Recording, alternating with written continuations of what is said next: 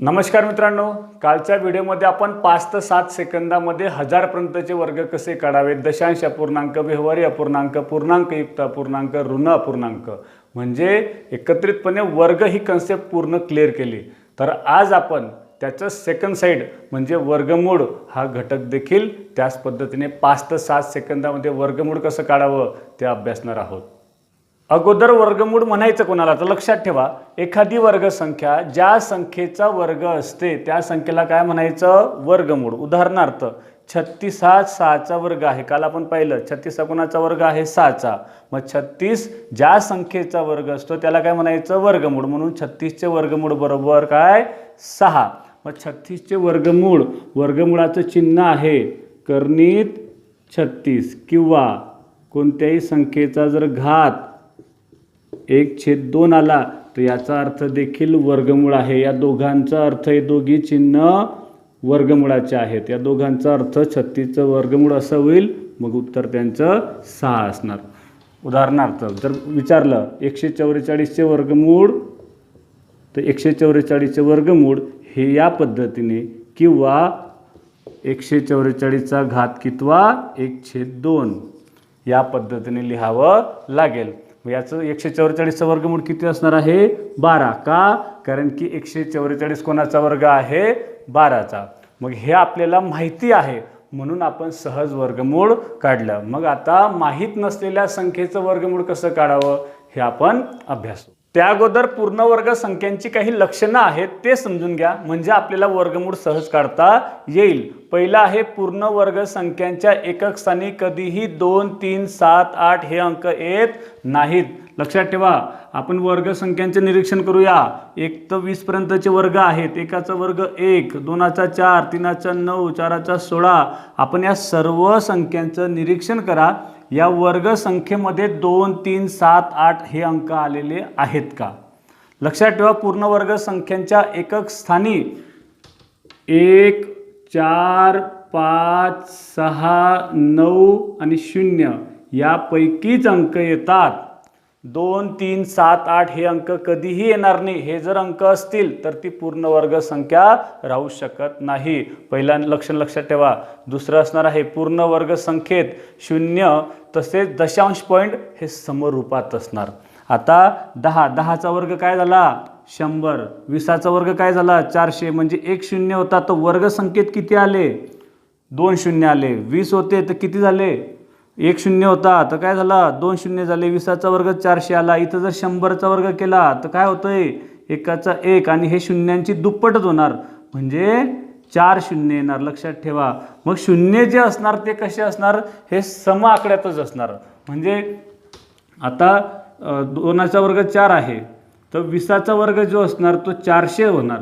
2 शून्यच असणार, 0 हे 2, 4, 6, 8 याच आकड्यात असतील। मग 0 तसेच दशांश पॉईंट, काल आपण पाहिले पॉईंटचा वर्ग कसा काढला आपण, पॉईंटच्या वर्गांची काय होते, दुप्पट होते। मग दुप्पट कोणत्याही संख्येची ही समच असणार। 1ची दुप्पट 2, 2ची दुप्पट 4, 3ची दुप्पट 6। दुप्पट ही सम अंकातच असते, हे लक्षात ठेवा। म्हणून पूर्ण वर्ग संख्येमध्ये 0 देखील आणि पॉईंट देखील, पॉईंटचे घर हे कसे असले पाहिजेत, समरूपात असले पाहिजेत। आता 1.44 आहे, ही वर्गसंख्या आहे का, तर पॉईंटचे घर किती आले, 2 आले। हे 2 किंवा काय असले पाहिजे, हे 4 असले पाहिजे। हे 3 आकड्यात कधीही नसणार, हे लक्षात ठेवा, येणारच नाहीत, कारण की पॉईंटचा वर्ग करताना आपण दुप्पट केलेली असते, हे लक्षात ठेवा। तिसरं आहे, पूर्ण वर्गाच्या एकक स्थानी जर 5 असेल तर दशक स्थानी 2 येतो। इथे पहा, जर एकक स्थानी 5 आला तर दशक स्थानी काय आलेला दिसतोय, आपल्याला 2 आलेला दिसतोय। एकक स्थानी 5 आलेला आहे तर दशक स्थानी काय आलेला दिसतोय, 2 आलेला दिसतोय। तर हे पण एक नियम लक्षात ठेवा, पूर्ण वर्ग संख्या ओळखण्याचं हे एक लक्षण आहे की जर एकक स्थानी 5 असेल तर दशक स्थानी 2 असला पाहिजे, तरच ती पूर्ण वर्ग संख्या तयार होईल। हे 3 नियम लक्षात ठेवले की आपण सहज पूर्ण वर्ग संख्या शोधणार। उदाहरण म्हणून खालीलपैकी पूर्ण वर्ग संख्या ओळखा। मग कशी ओळखणार, पहिला पर्याय आहे 3.6, 0.036, 0.00036 आणि 0.36। म्हणजे काय दिसतंय, सर्वच्या सर्व हे पॉईंटचे आहेत, दशांश अपूर्णांकांच्या संख्या आहेत। मग कुठलं दुसरा नियम काय सांगितलंय, पॉईंटचे घरं कसे असणार, हे सम आकड्यातच असणार, समज घरं असणार. इथं काय दिसतंय, पॉईंट नंतर एकच घर दिसतंय, चालणार नाही. पॉईंटचे घरं हे 2, 4, 6 असे असले पाहिजेत, म्हणून 3.6 चालणार नाही.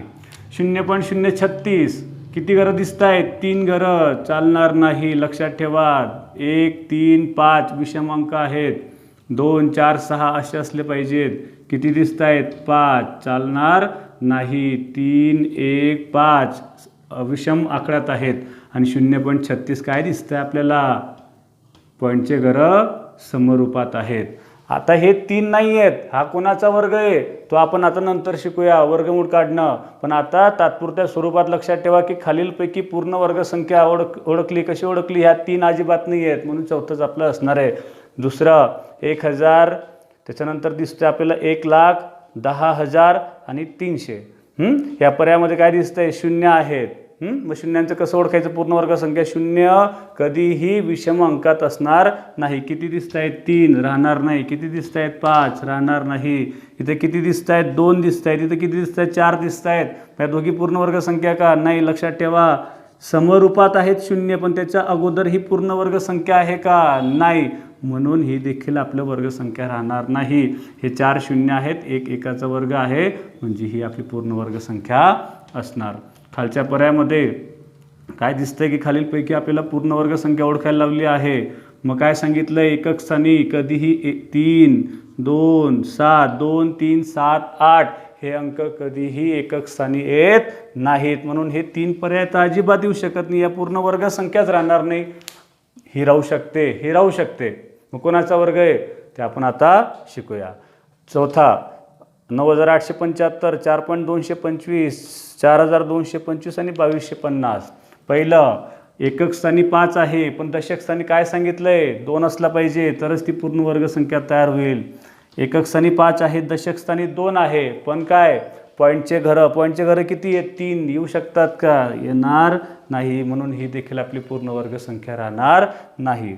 चौथ्या पर्यायामध्ये काय दिसतंय, 0 कसे असले पाहिजेत, 2, 4, 6, 8 याच रूपात असले पाहिजेत. म्हणून ही देखील आपली पूर्ण वर्गसंख्या राहणार नाही.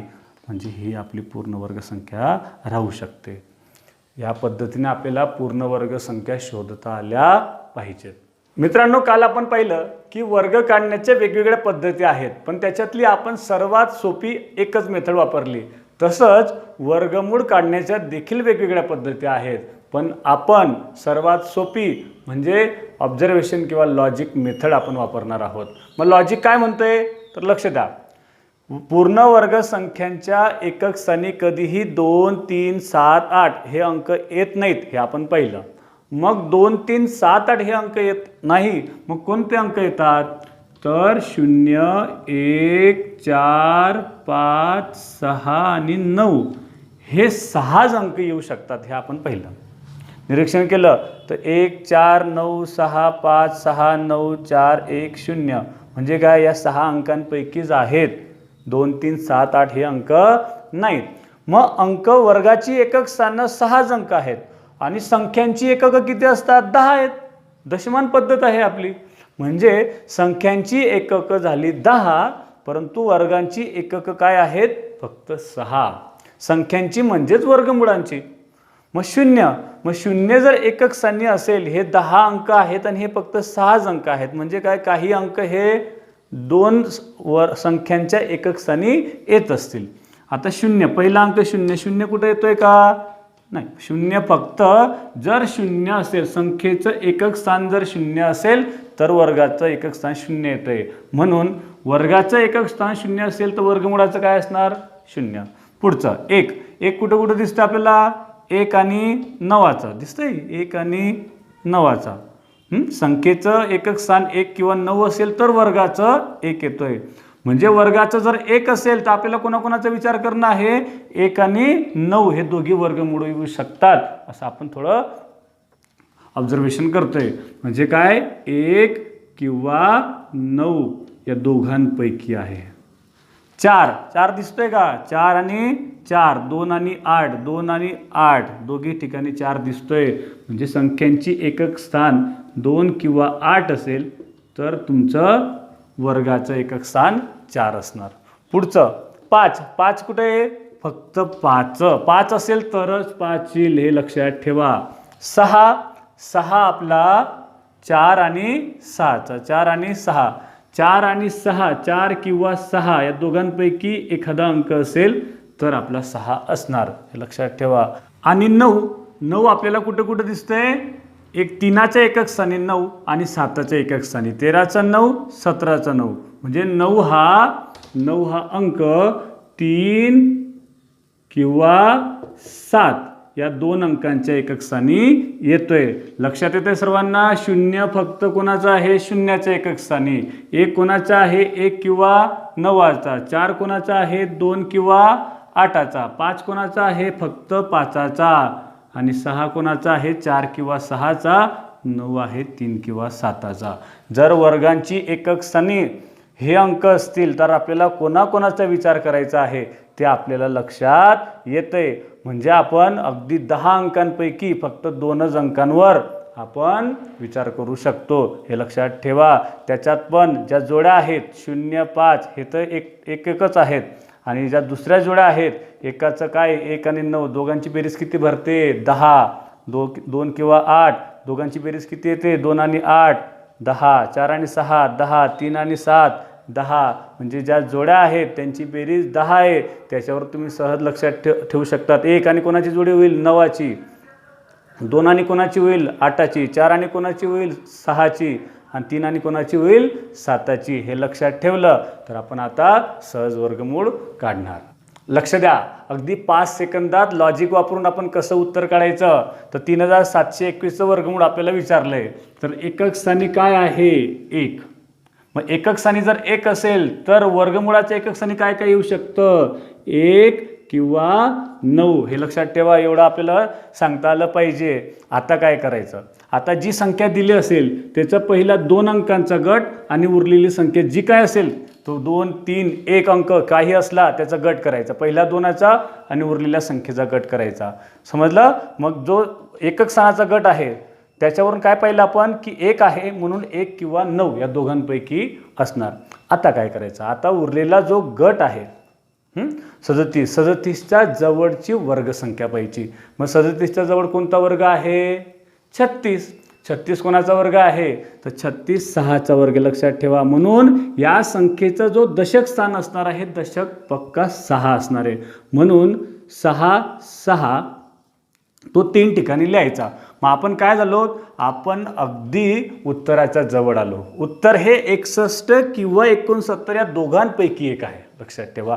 एकक स्थानी 1 वरून आपण 1 किंवा 9 ठरवला आणि दुसऱ्या गटावरून दशक स्थान हे त्याचं 6 पक्क आहे. मग 6 फिक्स आहे म्हणजे काय? 61 आणि 69 या दोघांपैकी एक उत्तर आहे. या दोघांपैकी कोणतं आहे हे निश्चितपणे सर 50-50 नको, 100% उत्तर पाहिजे. ठीक आहे. मग काय करायचं? आता जो तिसरा 6 आहे त्याला काय करायचं? त्याचा जो पुढचा अंक असणार 6च्या पुढं काय असतो? 7, त्याला गुणायचं. लक्षात ठेवा. मग 6 7 किती झाले? 42. जर आलेला गुणाकार, लक्षात ठेवा, आलेला गुणाकारापेक्षा हा जो पहिला गट आहे हा पहिला गट जर लहान असेल तर लक्षात ठेवायचं उत्तर आपलं लहान संख्या. आणि जर तो गट या गुणाकारापेक्षा जर मोठा असेल तर दोघांपैकी मोठी संख्या उत्तर. मग आता 42 मोठा आहे का 37 मोठा आहे? 42 मोठा आहे, 37 लहान आहे. म्हणजे या दोघांपैकी लहान संख्या उत्तर असणार आहे. समजलं का सर्वांना? 3721चं वर्गमूळ किती आलं? 61. अजून एक उदाहरण घेऊया. 92 16 9216 9216चं वर्गमूळ काढायचं आहे. काय करणार? गट केला. पहिला 2 अंकांचा आणि उरलेल्या संख्येचा गट केला. मग पहिल्या गटावरून एकक स्थानी काय आहे? 6. मग एकक स्थानी जर 6 असेल तर कोणाकोणाचा विचार होईल? कोणाकोणाचा एकक स्थानी 6 येतो? 4 किंवा 6. म्हणजे उत्तराचं एकक स्थान 4 किंवा 6 हे निश्चित झालं. इतर 8 पर्याय कट. आता दशक स्थान. मग दशक स्थान कसं ठरवणार? उरलेला गट. मग उरलेला जो गट आहे एकक स्थानाचा गट सोडून 92च्या जवळची वर्गसंख्या. जवळची म्हणजे लहान पाहिजे, मोठी चालणार नाही. 92चा जवळ 100 आहे, मग 100चं वर्गमूळ घेणार का? नाही, 92पेक्षा लहान असलं पाहिजे. तिला भाग जात नसेल तर लहान संख्येला भाग देतो, हे लक्षात ठेवा. म्हणून 92पेक्षा लहान कोणता आहे? 81. 81 कोणाचा वर्ग आहे? 9चा. म्हणून या संख्येच्या वर्गमूळाचं दशक स्थान हे 9 निश्चित आहे, लक्षात ठेवा. एकक स्थान निश्चित नाही, एकक स्थानाला 2 50-50 आहे, पण दशक स्थान 9 निश्चित झालं. मग आता तो 9 किती ठिकाणी सांगितलं आहे? 3 ठिकाणी. 1 2 3 ठिकाणी लिहिला. खालच्या 9ला काय सांगितलं आहे? आता 100% फायनल उत्तरावर पोचण्यासाठी खालच्या 9ला त्याच्या पुढच्या अंकाने गुणलं 10ने. 9 10 झाले किती? 90 झाले. मग आता उत्तर कसं ठरवायचं? आलेल्या गुणाकारापेक्षा हा पहिला गट जो आहे तो जर मोठा असेल तर उत्तर मोठी संख्या. मग 90 मोठा आहे का 92? म्हणजे हा मोठा आहे, म्हणजे याचा अर्थ 94 आणि 96 या दोघांपैकी काय असणार आहे? आपलं 96 उत्तर असलं पाहिजे. 9216चं वर्गमूळ 96 आहे. चेक करायचं असेल तर कसं करणार? 96चा वर्ग काढून पहा. 96 गुणिले 96 काल आपण शिकलो. 96चा वर्ग 9216 असेल तर 9216चं वर्गमूळ 96 असणार. समजलं सर्वांना? अजून काही उदाहरणं घेऊया. पहिलं उदाहरण आहे 3364. एकक स्थानी काय आहे? 4. मग 4 असेल तर कोणाकोणाचा विचार होईल? 2 आणि 8चा. गट केला पहिला 2चा, उरलेला गट 33. 33च्या जवळची वर्गसंख्या कोणती आहे? 36 चालेल का? नाही. म्हणून 25 कोणाचा वर्ग आहे? 5चा. 5 किती ठिकाणी लिहिला? 3 ठिकाणी. उरलेला 5ला काय केलं? पुढच्या अंकाने गुणलं. 5 30. 30पेक्षा काय? 33 मोठे, म्हणजे आपलं मोठी संख्या. उत्तर काय झालं? 58. 3364चं वर्गमूळ. 6889. एकक स्थानी काय आहे? 9 आहे. कोणाकोणाचा विचार होईल? 3 आणि 7चा. 3 आणि 7चा. उत्तराचे एकक स्थान 3 किंवा 7. गट केले पहिला 2चा, उरलेला गट 68.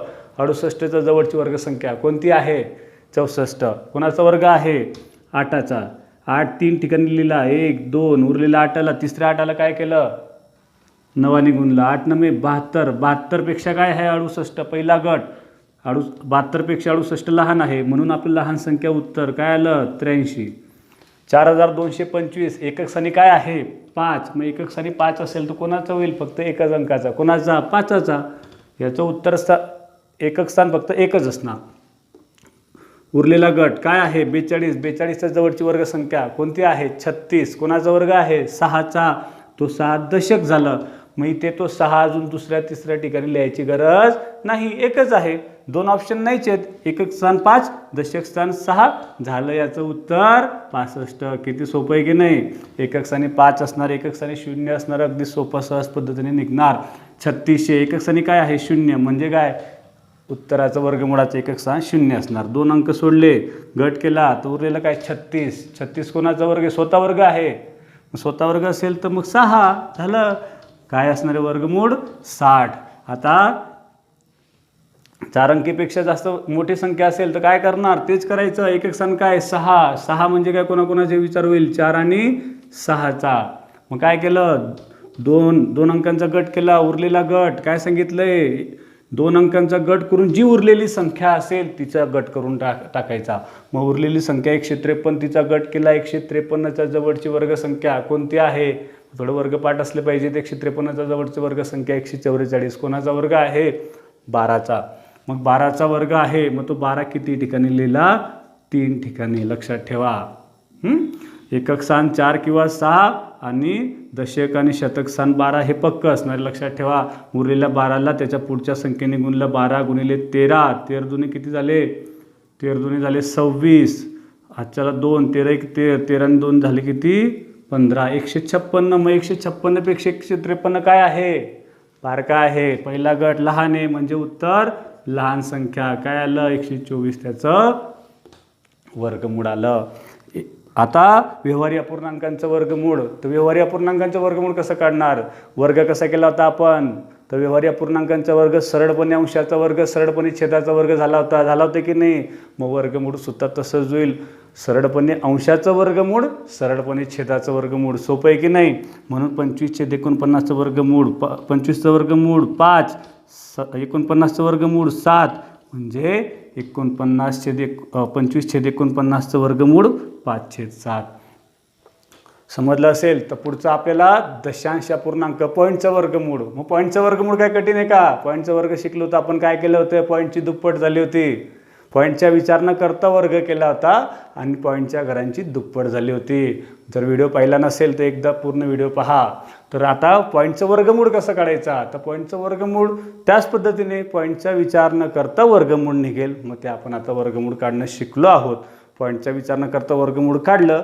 आता पॉईंटचा विचार करून पॉईंटचे घरं किती आहेत, मग वर्ग करताना जर दुप्पट झालेले आहेत तर वर्गमूळ करताना काय होईल, त्याची निमपट होईल. म्हणजे काय, आता 3364 या संख्येमध्ये जर समजा तुम्हाला पॉईंट दिलेला राहिला असता 33.64, तर आपण पॉईंटचा विचार न करता वर्गमूळ काय काढलं, 58. त्या 58ला काय जाईल, आता पॉईंट जाईल.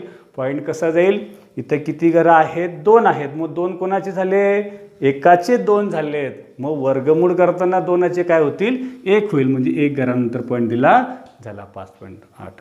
इथे जर समजा इथं पॉईंट राहिला असता 0.3364, तर किती घरं आले असते, 4.